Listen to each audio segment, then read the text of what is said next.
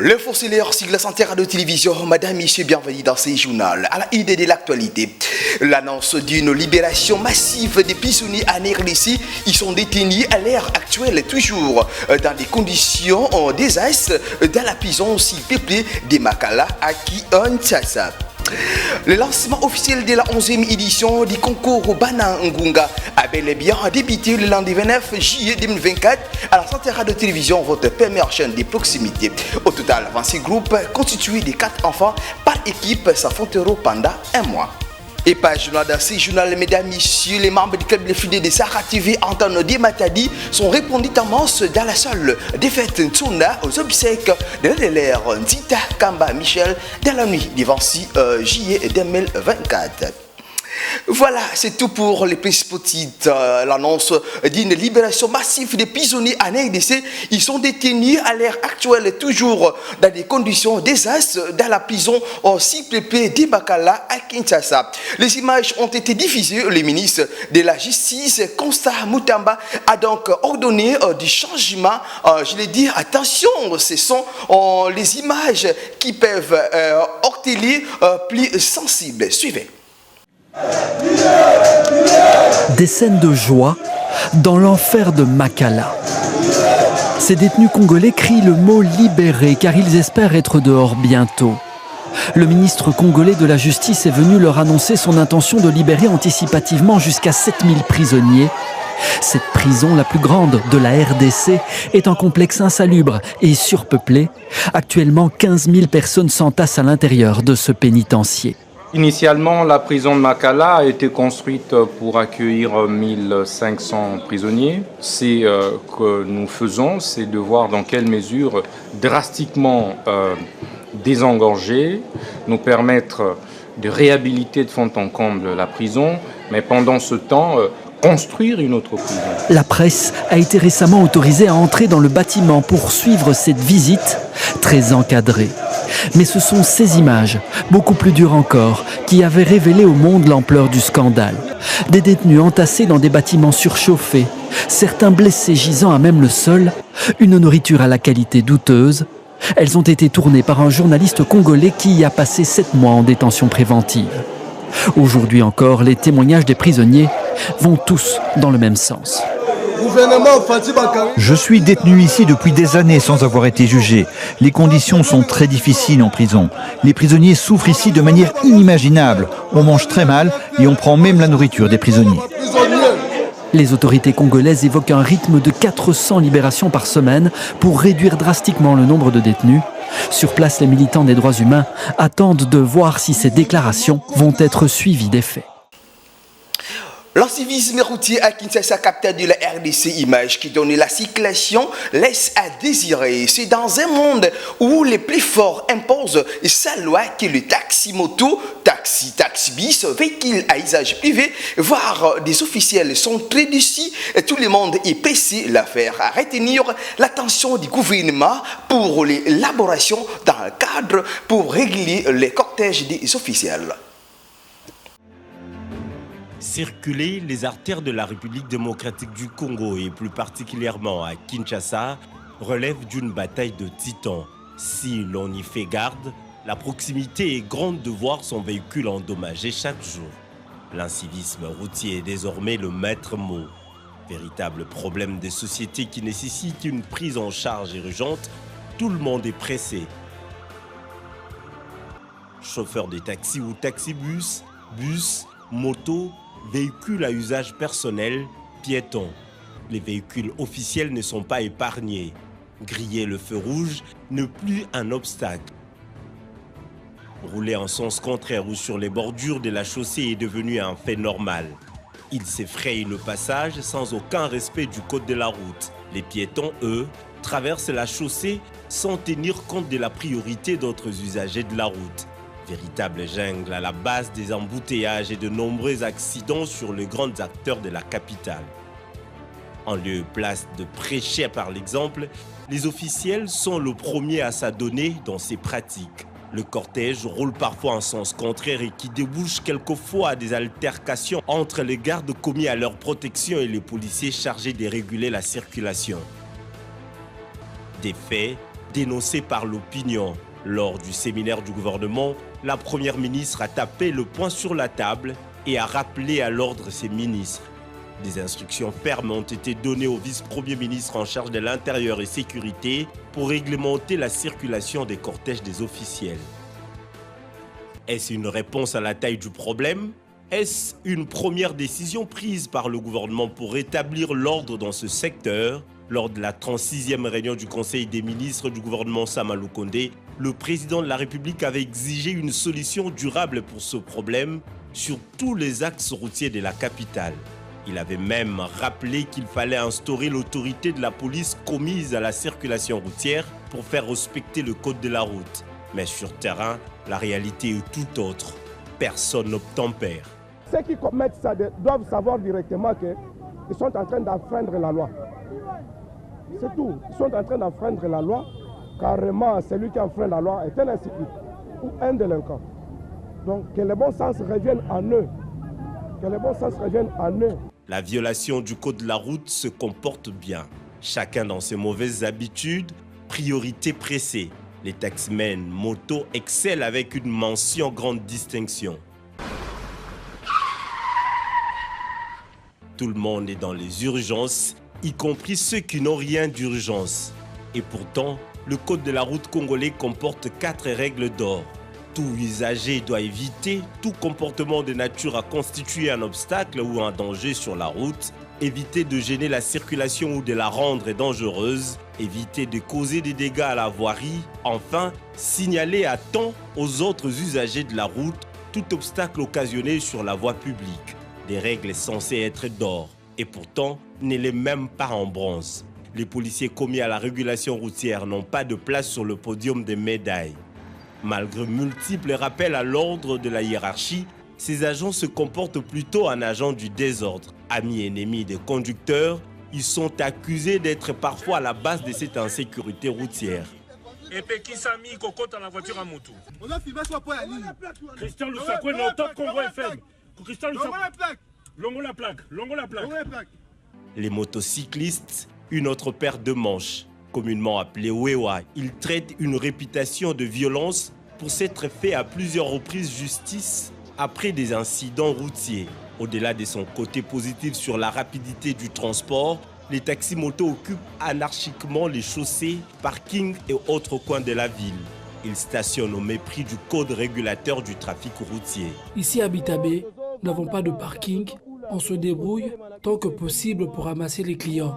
Que les autorités compétentes fassent ériger des places pour qu'on n'enfreigne plus la loi.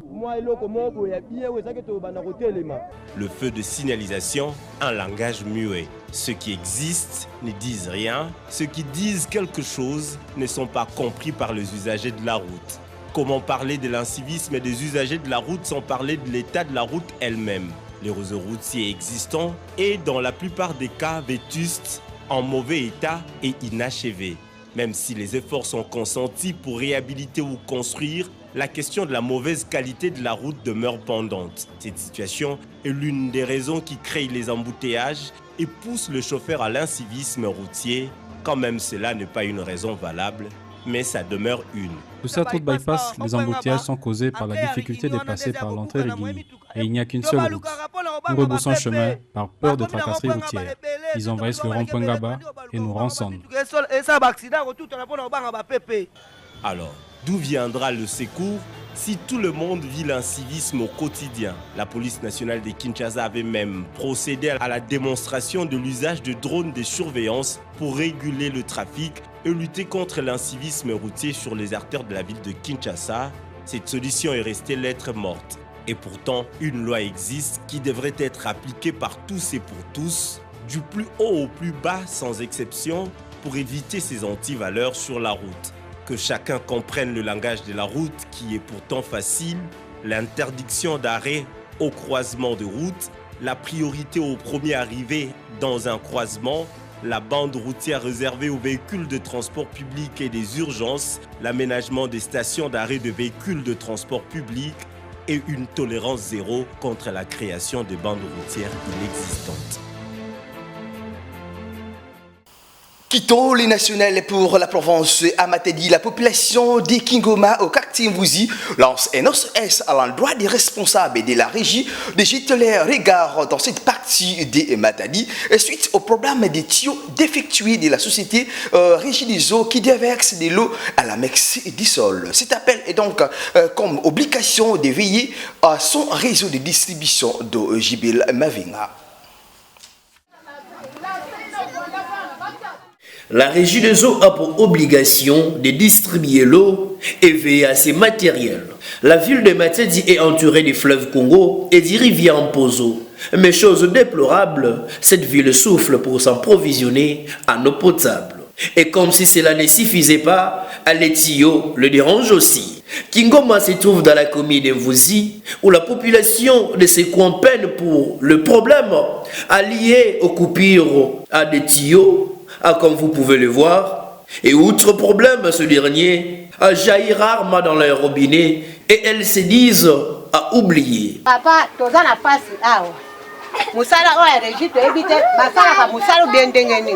Tu es banda ko kata na kuna na pesa la pa so ikombe de kwa bazoti na ngai na somba bacho. Tina za kuto na za avec na mona na biete. Na ko maladi. Sikona utomba ngo so bacho wa. Tu es comme kaka boy. To toke la mai kana mabele ka ndenge wa. Musala bango nini. To futa facture chaque mois. Bon me kala ko ba ya la bato reji ba me kala ko ta la biso na za na veni ki kondo numéro 1. Comment on a mungala, boeza malamu tetue kata na somba balaswana, oui ça pour bakangela pour tout moi autour comme moi. Au moins ndema et pour moi, au moins ndé zo so kwa lupango ba. Est-ce que ça malamu papa? Tu es kutoboka betena mona passe. Si tu bête quoi kuna kati lupango. Tu ango ya lutila na kati na pembeni lupango. Yagete ranjege bete kala nyosa kudia kuzenga na kutoboka toboka. Alors betena mona passe. Bama on a pesa rapport na régime moi ba bo usau ikelevu. En tout cas na sabe to kiani. Asuma régime des enfants betena na radio nge bama ka plein facture après oui jour pour la foot. Bete tike foot ambongo manja mais batio ya kubeba tokaza bave régie nini nige sala betu da kupia beto aide na mambo plata betu ni pas tikuna news tu betana mona passe si to kala ba mek batunyo se même ça teka pression ya maze me quiz donc place news ya place ni tout la makulu ke en tout cas ba aider betu. Au responsable de la société Titel de résoudre tous ces problèmes pour satisfaire cette population et tous leurs abonnés. Affaire à suivre. Et je le disais dans les titres, le lancement officiel de la 11e édition du concours Banangunga a bel et bien débuté le lundi 29 juillet 2024 à la Santé Radio Télévision, votre premier champ de proximité. Au total, 26 groupes constitués de 4 enfants par équipe s'affronteront pendant un mois de cette compétition journalistique en langue Kikongo ya l'État. Reportage.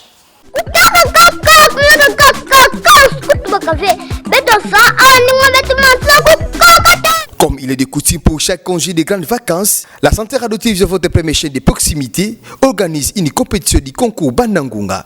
Pour cette vacances, le lancement officiel de la 11e édition a bel et bien débuté ce lundi 29 juillet 2024. Au total, 26 groupes constitués de 4 enfants par équipe s'affronteront pendant un mois de cette compétition journalistique en langue Kikongo ya l'État. Pour rappel, cette aventure a commencé en juillet 2013, une initiative prise par son directeur général, Révérend Père Ibere Ngouamou, dans l'objectif de valoriser la langue Munu Kutuba qui tend à disparaître dans la ville portuaire d'Imatadi. Et Genitime, directrice des programmes, a rappelé à l'ordre des participants pour tout dérapage à l'issue de ce déroulement du concours où son plus grand souci est de savoir les lauréats gagner les prix mis à l'air portés pour une rentrée scolaire 2024-2025 apaisée. Et c'est le statistique présenté par le président du jury, M. Alain Paka, journaliste à Sahara TV. 104 candidats prennent part à ces concours, dont des filles et garçons. Cette activité a également connu la présence de tous les journalistes œuvrant à la Santé Radio Télévision. Mathieu Domingue Bampanga Luzolo, Mesabati, Sahara Télévision, qui est les chaînes Yanen na Katia province à Congo central. C'est pourquoi Ame Sepelaka, Yangidi Kabibuti, Pebana na Konso Mvunda, mutini toke tubilaka yao na ina metadi la bantsaka ya bana concours ya Balaya 11e édition kubanda na tête ça na kuma na 11 ce n'était pas facile donc bubu ya tout Balaya betume ko za tout la 11e édition c'est pourquoi même on a betu na tola bila misidi ya beno bana zona presté et benkeza bati ba beno ba kalatier ba bibuti ba yaya ba leke ba noko ba kaka beno fona soutenir bana ya beno tant ba kena ko prester et na ko voter na ku voter ku boki la partie inzo ku voter bana ku encourager bana ke vana diambu ya mbote et ku bandi na pe bana na ku pesa ba obik to pe kaye samna ku futuka mbote mbote na kelasi ya ke vana pe dia mosi ya mbote en tout cas na 11e édition mutini mukena mona mu pepe na yao ya ke vana vraiment kitoko mingi et ba coach beno to ma coach bana samuti bakuza kuma tina final et baba binduika ya mingi mutini papa l'impact de la croix de Jésus les Grammy de Berlin que tu bilaka yao vraiment bilumba ibaka télécommande yange débrancher décodeur landa kaka 11e édition bana ngunga ngeke yangalala. Notez que le calendrier des mois de passation de ces concours aura par groupe un présentateur et commentateur, un caméraman et un gongiste pour informer les téléspectateurs et les auditeurs de la ville en particulier et de la province en général. La Santé Radio Télévision souhaite une bonne chance à tous les participants.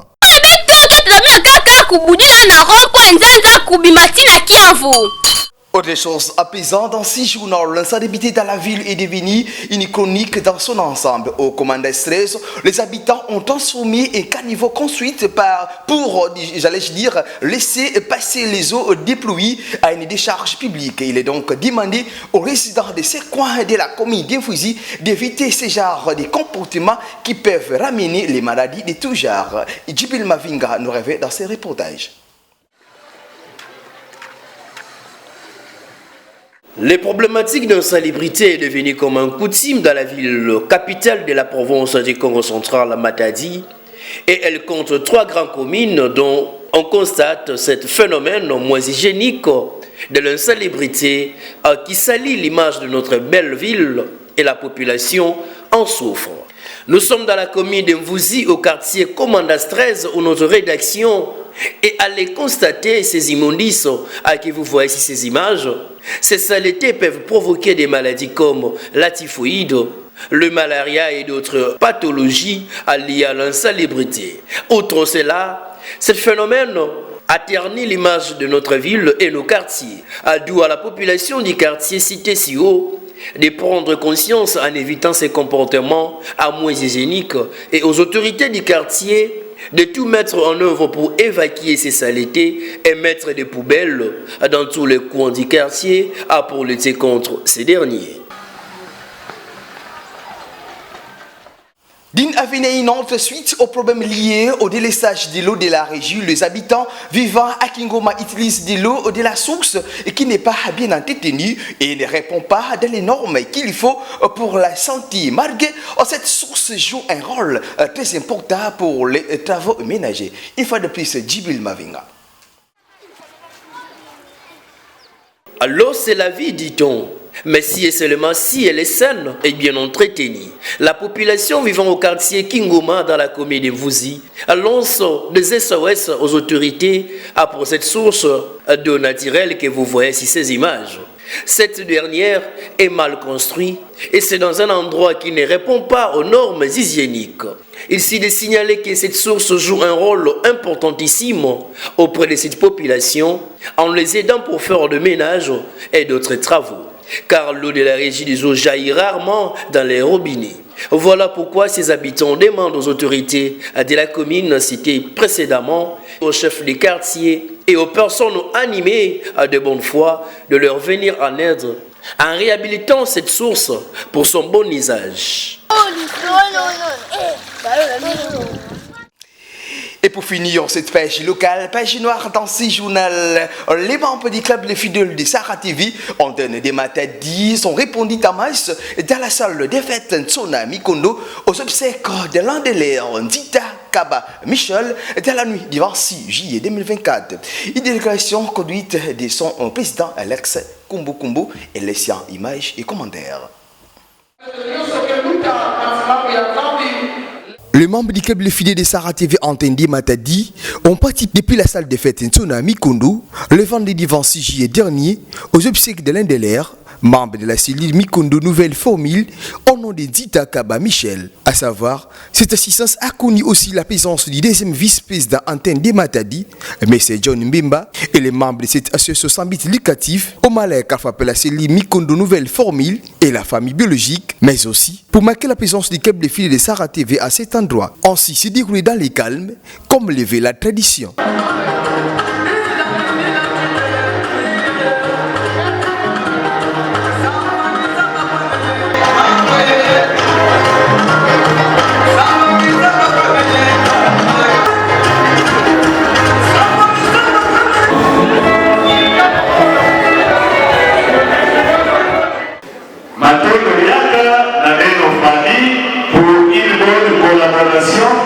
Depuis les débits, il y a des événements, si la grippe ya bobo et les tomates si on a la musique, collaboration qui vont la bata ya bobo.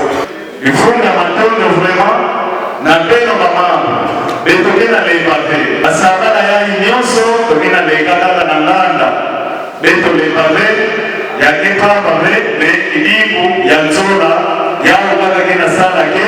Beto diga mafuno beto sabuza utana fokisa ikenda na mapaga beto besuka beto baka na kifuka beto toke formeke deuxième famille donc ina nebika beto ya dikete ya famille ya beto. Samedi 27 juillet, direction de Bokodi pour l'animation, accompagné d'une forte délégation des membres du club de fil de Sarah TV, la famille biologique et amis et connaissances qui n'ont pas voulu rater cet instant. John Mbemba, malgré affecté, il n'a pas manqué émo devant la caméra de la rédaction de Sarah TV. Nous sommes samedi le 27 juillet 2024.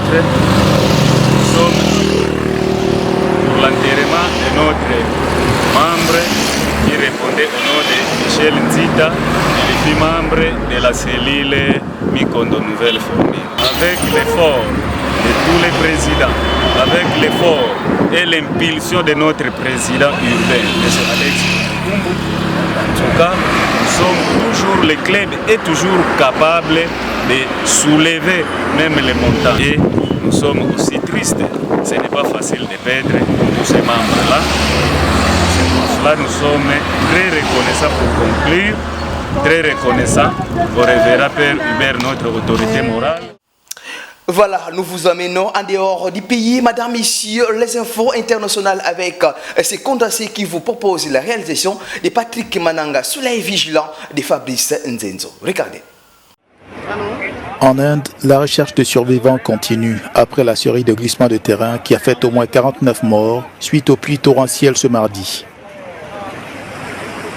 Les sauveteurs sont engagés dans une véritable course contre la montre afin d'extraire de nombreuses personnes piégées dans les décombres. Selon les responsables locaux, le travail des secours est fortement entravé par le mauvais temps. Les glissements de terrain ont frappé des villages vallonnés du district de Wayanad, dans l'état de Kerala tôt le mardi, détruisant de nombreuses habitations et un pont. L'ampleur de la catastrophe reste encore à déterminer. Dans un message publié sur le réseau social X, le Premier ministre indien Narendra Modi s'est dit bouleversé. Le département météorologique indien a placé le Kerala en état d'alerte en raison des pluies incessantes qui s'abattent sur la zone. Les écoles sont restées fermées mardi. À Gaza, plusieurs maladies cutanées ont fait irruption chez les déplacés. Si la gale et les poux ont pris des proportions épidémiques, d'autres infections fongiques, bactériennes et virales ainsi que des parasites sévissent également dans les camps. Les enfants sont les plus touchés. Il n'y a pas de produits pour le bain. Les produits de première nécessité tels que le savon et l'eau ne sont pas disponibles. Quand on en trouve, ils sont vendus à un prix ridicule. Plus d'1 800 000 Gazaouis ont été chassés de chez eux, entassés dans les camps. Il manque de tout. La distribution de fournitures humanitaires, notamment de savons, de shampoings et de médicaments, est quasi insignifiante. Les déplacements, la densité des personnes dans les tentes, les températures élevées, le manque d'eau et l'utilisation des eaux usées. Aujourd'hui, la majeure partie de l'eau dans les gouvernorats est constituée d'eau usée. Cela favorise la propagation des maladies de la peau. La majorité des déplacés sont désormais rassemblés dans un rayon de 50 km² où les systèmes d'évacuation des eaux usées sont inexistants. Selon le programme des Nations Unies pour le développement, plus d'1 million de cas d'infections respiratoires aiguës ont été enregistrés depuis le début de la guerre. Un combat acharné contre les flammes qui dure maintenant depuis une semaine. 4900 pompiers sont mobilisés, mais le feu imprévisible progresse, encouragé par les vents forts et la température élevée. Ce qui nous a tous surpris, c'est la rapidité avec laquelle l'incendie s'est propagé en si peu de temps. Je n'ai personnellement jamais vu un incendie se développer aussi vite. Il y avait beaucoup de combustible dans la zone où l'incendie a commencé et combiné au vent, je pense que c'était la bonne recette pour qu'il se propage très rapidement. Mercredi, le feu se déclare dans la banlieue de Chico, dans le nord de la Californie, pour se répandre ensuite aux comtés voisins de Tehama. Samedi, quelques progrès sont enregistrés, mais les flammes repartent ensuite de plus belle. Seul 12% de l'incendie est actuellement maîtrisé. Si aucune victime n'est pour l'instant à déplorer, 4200 personnes ont été évacuées et plus d'une centaine de bâtiments endommagés. Grâce à un système d'arrosage, cet homme a pu sauver sa maison. Le système d'arrosage a été livré au moment même où l'incendie a commencé. Nous l'avons donc déballé et essayé de le faire fonctionner au moment même où l'incendie se déclarait. C'était une montée d'adrénaline très très forte et vous savez, une situation très très effrayante, c'est sûr. Nous sommes très chanceux d'avoir pu sauver notre propriété. C'est juste que c'est dur. Il y a beaucoup de gens qui ont perdu leur maison. À ce stade, plus de 1500 km² sont partis en fumée, l'équivalent de la ville de Londres. Voilà, c'est par ici que nous bouclons ces journaux, mais avant tout place, on rappelle les principaux titres. L'annonce d'une libération massive des prisonniers en RDC, ils sont détenus à l'heure actuelle toujours dans des conditions désastres dans la prison aussi peuplée de Makala à Kinshasa. Le lancement officiel de la 11e édition du concours Bana Ngunga a bel et bien débuté le lundi 29 juillet 2024 à la Centre de télévision, votre première chaîne de proximité. Au total, 26 groupes constitués de 4 enfants par équipe s'affronteront pendant un mois. Les membres du club de fidèles de Sahara TV Antoine Di Matadi sont répondus en masse dans la salle des fêtes Tsuna aux obsèques de l'élève Nzita Kamba Michel dans la nuit du 26 juillet 2024. Madame, messieurs, merci de votre attention soutenue et restez fidèles à nos programmes de Sahara Télévision, la première chaîne de proximité 503.25 MHz, 228.25 MHz et 91.4